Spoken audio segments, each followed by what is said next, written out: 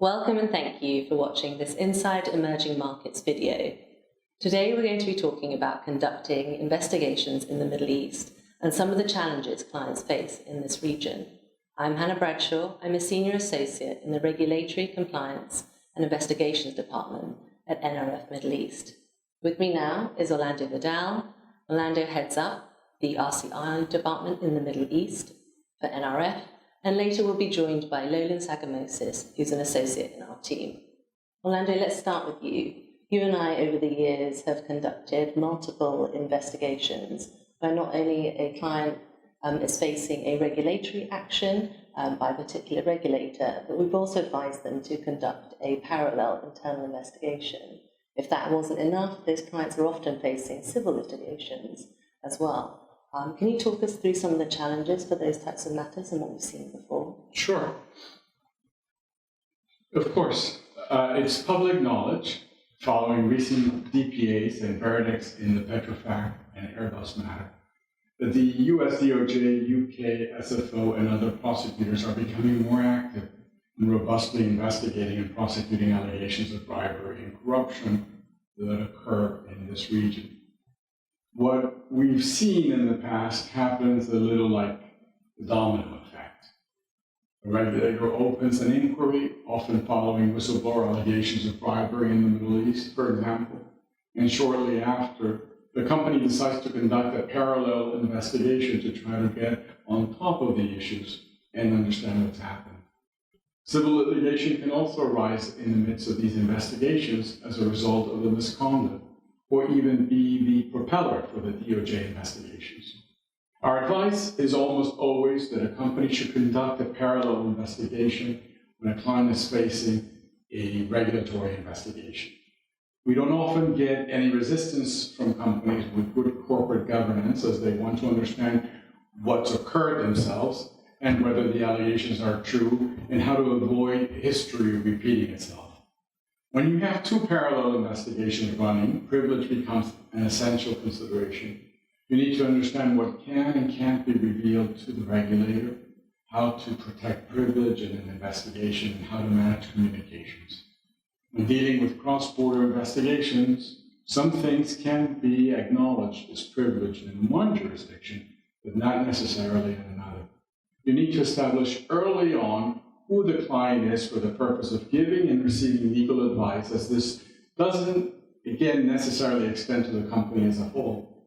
Interviews should be conducted by lawyers, and privileged documents should be secure and marked as such. Where litigation is on foot, you should also have to consider what types of documents you are preparing as part of the investigation and whether they could become the subject of a civil disclosure request. Thanks, Orlando. And I know balancing these considerations is, in particular, very important when we're presenting the outcome of the investigation to the company's executives and board.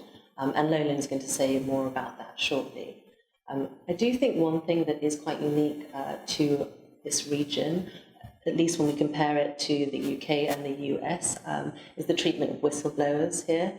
And the protections or lack thereof historically for whistleblowers. Although it has been great to see over the last few years, whistleblower protections being strengthened.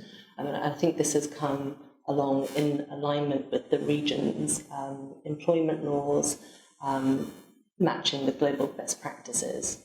That's right, yeah. Taking the UAE, for example. Whistleblowing is not currently protected at a federal level, and in certain circumstances, whistleblowing may potentially lead to both criminal and civil liability for breach of confidentiality and criminal liability for defamation. However, the financial crime law has some protections for whistleblowers in respect of certain financial crimes. But in compliance with the UAE Constitution, these provisions have to be read compatibly with federal law.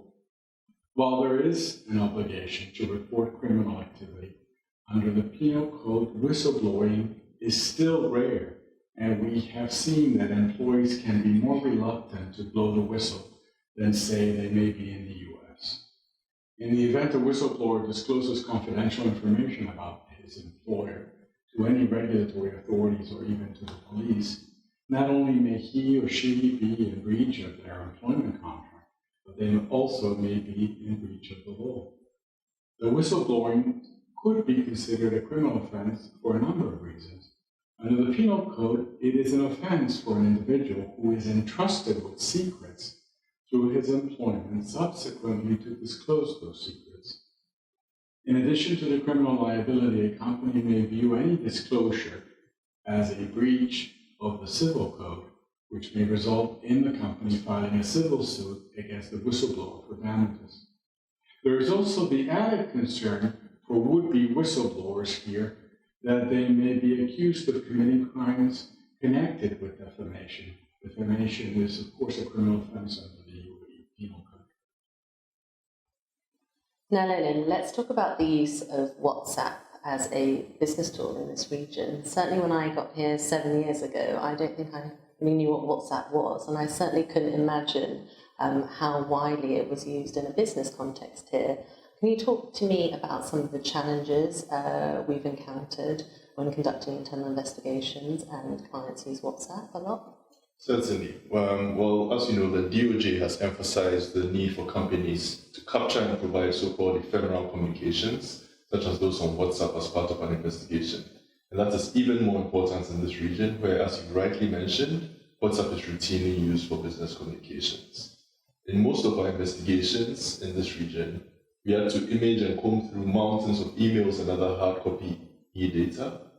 But some of the most crucial communications we captured were retrieved from the WhatsApp messages and text messages of custodians. As you can imagine, a lot of the time custodians can be uncooperative because naturally people are very attached to their phones. And sometimes you are only able to get access to these communications late in the investigation. Your key search terms when looking at phone messages have to account for more colloquial and shorter conversations typical on WhatsApp as compared with a more formal language of email in order to retrieve the right information quickly. In the region, we have also faced issues where forensic accountants don't have the right licenses to extract and retrieve deleted data from particular phone types and models, as the software available can be more limited here than in the US or the UK. Thanks, Leland.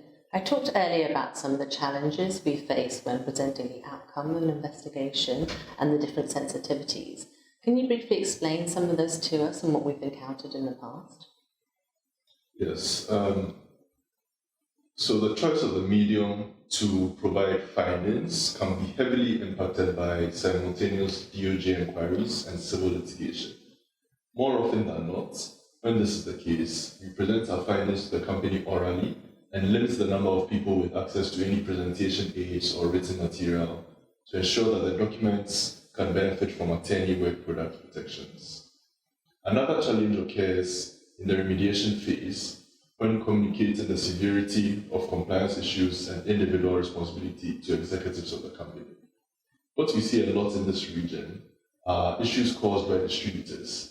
And it's important to identify any lapses in the client's systems and controls which allow the wrongdoing to continue undetected and to propose solutions to these. In some cases, it is necessary to point out oversight failures by senior individuals in the organization's Middle East operation, and we have to justify our recommendations for various types of disciplinary action. That is never an easy conversation to have with business leaders who have invested in hiring people. In circumstances where the distributor is at fault, we also have to address the topic of the client's relationship with that agent and how to exit that relationship in a timeline that demonstrates that the client is attaching the appropriate degree of seriousness to our findings, while also limiting the risk of commercial litigation by the often sole or exclusive distributor and the risk of disruption to the client's business in the short to medium term.